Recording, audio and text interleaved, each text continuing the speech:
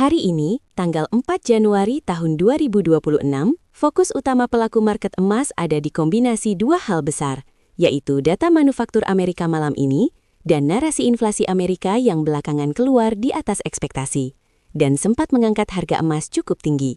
Sementara di sisi lain, The Fed mulai terdengar lebih hati-hati soal kenaikan suku bunga berikutnya. Jadi, emas ada di persimpangan antara inflasi yang masih lengket dan kebijakan moneter yang berpotensi melonggar. Kondisi seperti ini bikin XAU/USD sensitif banget terhadap data dan berita baru. Harga bisa bergerak agresif dalam waktu singkat.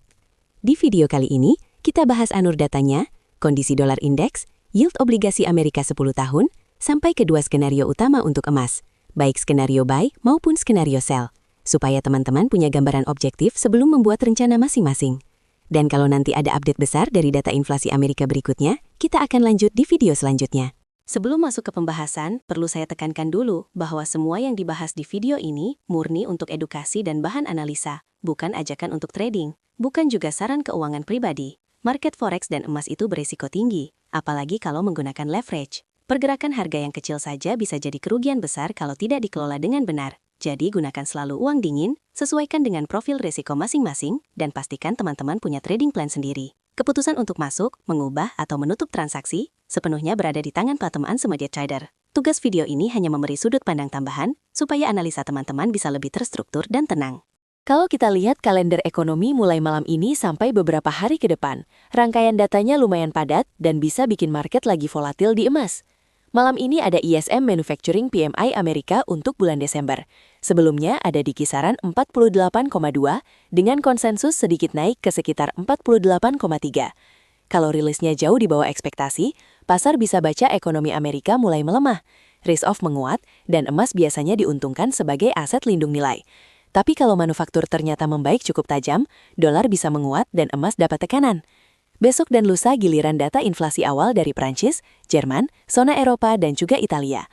Inflasi Eropa yang tetap tinggi akan bikin ECB sulit cepat longgar, yang bisa menahan pelemahan euro dan ikut mempengaruhi arus ke aset safe haven seperti emas. Di hari-hari berikutnya ada ISM Services PMI Amerika, data lowongan kerja JOLTS, neraca dagang Australia, kepercayaan konsumen Jepang, lalu menjelang akhir pekan ada inflasi Cina, neraca dagang Jerman, data tenaga kerja Kanada, perumahan Amerika, dan yang paling ditunggu tentu non-farm payrolls Amerika plus tingkat pengangguran. NFP yang jauh di atas ekspektasi biasanya menguatkan dolar dan bisa menekan emas. Sementara kalau data tenaga kerja melemah dan pengangguran naik, kekhawatiran resesi bisa dorong aliran dana ke emas. Setelah itu kalender berlanjut ke minggu depan dengan data inflasi Amerika untuk bulan Desember. Ini akan jadi penentu besar arah emas berikutnya karena akan mengkonfirmasi apakah inflasi yang lebih tinggi dari perkiraan kemarin berlanjut atau mulai jinak. Dari sisi berita makro, yang pertama perlu kita soroti adalah rilis inflasi Amerika terbaru yang keluar di atas ekspektasi pasar. Laporan konsumen menunjukkan harga-harga masih naik lebih cepat dari yang diperkirakan. Artinya, tekanan inflasi masih terasa. Walaupun The Fed sudah cukup agresif mengetatkan kebijakan dalam beberapa waktu terakhir. Kondisi inflasi yang bandel seperti ini biasanya langsung memicu permintaan ke aset lindung nilai tradisional seperti emas. Itu sebabnya kita melihat XAU/USD sempat menguat setelah neta keluar, karena pelaku pasar cari perlindungan dari turunnya nilai uang fiat. Di sisi lain, sebagian investor global sekarang juga mulai melirik aset kripto besar seperti Bitcoin sebagai hedge inflasi alternatif. Tetapi emas tetap punya posisi unik sebagai safe haven dengan sejarah yang jauh lebih panjang. Buat trader emas, implikasinya sederhana. Selama inflasi Amerika masih cenderung di atas target dan data berikutnya belum menunjukkan pelemahan yang konsisten, sentimen dasar untuk emas cenderung terjaga. Hanya saja kita tetap harus waspada, karena inflasi yang terlalu tinggi bisa memaksa The Fed kembali hawkish. Dan di titik itu, emas bisa kena tarik-menarik antara ekspektasi suku bunga dan fungsi safe haven tadi.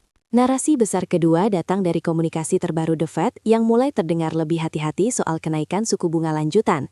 Mereka mengakui inflasi masih jadi resiko, tapi di saat yang sama juga khawatir dengan arah pertumbuhan ekonomi. Sehingga pendekatannya sekarang lebih data dependen dan cenderung menunggu konfirmasi sebelum melangkah. Sinyal jeda atau perlambatan kenaikan suku bunga ini pada dasarnya membuat kondisi keuangan global sedikit lebih longgar. Yield jangka pendek tidak naik setajam sebelumnya, dan dolar punya ruang untuk tidak terlalu dominan. Bagi emas, kombinasi Fed yang tidak terlalu agresif dan inflasi yang masih di atas target biasanya cenderung positif, karena biaya peluang memegang emas jadi tidak naik setinggi ketika Fed super hawkish. Untuk pasar kripto, suasana seperti ini juga sering mendukung aliran dana ke aset beresiko. Tapi fokus kita di video ini tetap ke XAUUSD. Jadi yang penting dicatat, selama The Fed menjaga nada hati-hati dan tidak buru-buru mengerek suku bunga lebih tinggi, setiap data yang melemahkan dolar bisa cepat dimanfaatkan buyer emas. Sementara setiap komentar Fed yang kembali keras bisa memicu koreksi tajam, membuat harga bergerak agresif dalam jangka pendek. Narasi makro ketiga datang dari meningkatnya ketegangan geopolitik di kawasan Eropa Timur. Laporan terakhir menyebutkan eskalasi aktivitas militer dan hubungan diplomatik yang makin memanas. Situasi seperti ini biasanya langsung mengangkat level ketidakpastian global. Ketika risiko konflik melebar, banyak pelaku pasar cenderung mengurangi eksposur ke aset berisiko seperti saham dan sebagian komoditas siklikal, dan beralih ke aset yang dianggap aman. Di sini, emas hampir selalu masuk daftar utama sebagai safe haven, sehingga arus modal bisa mengalir masuk ke XAUUSD setiap kali muncul headline negatif baru.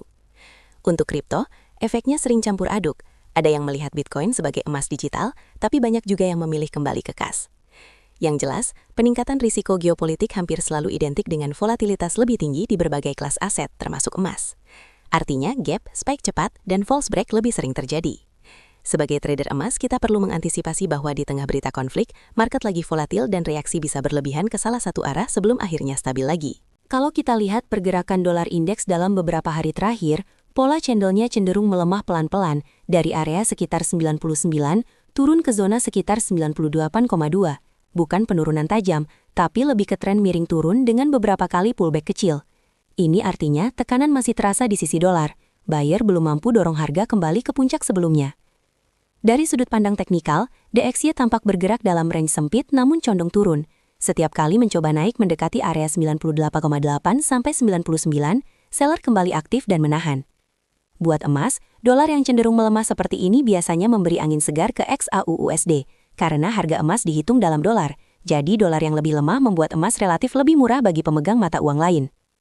Kalau ke depan DXY menembus support terdekat dan melanjutkan penurunan, emas punya peluang untuk mempertahankan bias positif.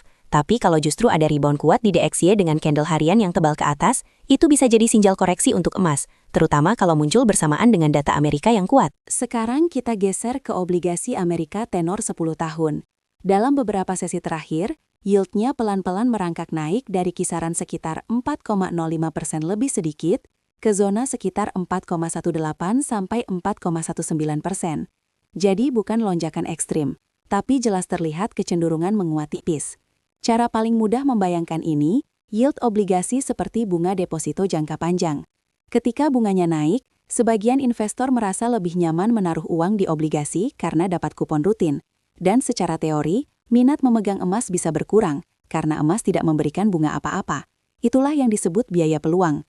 Jadi kenaikan yield 10 tahun yang bertahap seperti sekarang, biasanya sedikit menahan ruang kenaikan emas, terutama kalau kenaikannya dibarengi ekspektasi bahwa The Fed belum akan cepat menurunkan suku bunga. Namun karena pergerakan yield-nya masih dalam rentang sempit, efeknya ke emas lebih ke penahan, bukan pembalik tren utama. Kalau nanti yield tembus signifikan di atas area 4,2% dengan candle kuat, emas bisa merasakan tekanan tambahan. Sebaliknya, kalau yield berbalik turun tajam menembus bawah area 4,1, emas berpotensi dapat dorongan ekstra karena biaya peluangnya kembali turun. Untuk gambaran teknikal emas saat ini, harga baru saja mengalami penurunan tajam dari sekitar area 4.530 turun ke kisaran 4.300-an. Gerakan ini cukup agresif dan sempat membuat indikator RSI 7 periode turun ke zona sangat oversold di sekitar 9,1. Artinya, tekanan jual yang ekstrim mulai menunjukkan tanda-tanda kekelelahan. Sementara RSI 14 periode sudah turun dari level sangat overbought mendekati kisaran netral sekitar 49. Jadi, ada ruang untuk pembalikan atau setidaknya konsolidasi. Kalau kita lihat Bollinger Band, harga sempat menyentuh bahkan sedikit menembus band bawah di sekitar area 4.200 lebih, lalu memantul ke atas dan sekarang masih berada di bawah band tengah yang kurang lebih ada di kisaran 4.380 sampai 4.390. Dari sini kita bisa susun dua skenario buy dan skenario sell. Secara probabilitas, sistem teknikal memberi keyakinan cukup tinggi, sekitar 85% untuk potensi pemulihan selama harga mampu bertahan di atas area support dinamis band bawah. Dalam skenario buy, emas dianggap punya ruang naik kalau harga mampu konsolidasi di atas zona 4.300 dan membentuk higher low baru. Dengan target bertahap ke sekitar band tengah di area 4.380, lanjut ke level psikologis sekitar 4.450, dan kalau momentum kuat bisa menguji kembali band atas di sekitar 4.550. Di sini rasio risk-reward secara teori cukup menarik, sekitar 3,2:1, selama invalidasi dijaga sedikit di bawah area band bawah. Tapi kembali lagi, ini hanya ilustrasi teknikal, bukan ajakan masuk market. Di sisi lain, skenario sell baru mulai menarik kalau harga gagal menembus dan bertahan di atas band tengah, lalu membentuk rejection kuat dengan candle harian yang kembali ditutup di bawah area 4.300. Di situ, rasio retest ke support dinamis sekitar 4.200 akan meningkat, dan kalau level itu jebol, tekanan turun bisa berlanjut ke zona yang lebih rendah, menguji swing low sebelumnya yang saat ini masih cukup jauh di bawah harga. Jadi untuk sekarang peta besarnya, market lagi volatil setelah penurunan tajam. Buyer mulai berusaha mengangkat harga dari area jenuh jual, tapi seller tetap mengintai di sekitar band tengah dan area psikologis penting. Silakan sesuaikan dua skenario ini dengan money management dan gaya trading masing-masing. Dan kalau struktur harga berubah signifikan, kita akan update dan lanjut di video selanjutnya. Sebagai penutup, saya ingatkan lagi bahwa semua pembahasan data, berita makro, dan skenario teknikal di video ini hanya untuk edukasi dan menambah wawasan. Bukan saran investasi, bukan sinyal trading, dan bukan ajakan untuk masuk ke skenario buy atau skenario sell tertentu. Market emas dan forex punya risiko yang tinggi. Hasil analisa yang secara teori terlihat punya peluang besar, tetap bisa berakhir salah 100% ketika kondisi market berubah. Jadi selalu gunakan money management yang sehat, disiplin dengan rencana masing-masing, dan jangan memakai dana yang tidak sanggup untuk rugi. Keputusan terakhir untuk membuka, menahan atau menutup transaksi sepenuhnya ada di tangan teman-teman sebagai trader. Semoga pembahasan ini bisa membantu menyusun kerangka analisa yang lebih tenang dan terstruktur. Kita ketemu lagi di pembahasan berikutnya. Lanjut di video selanjutnya.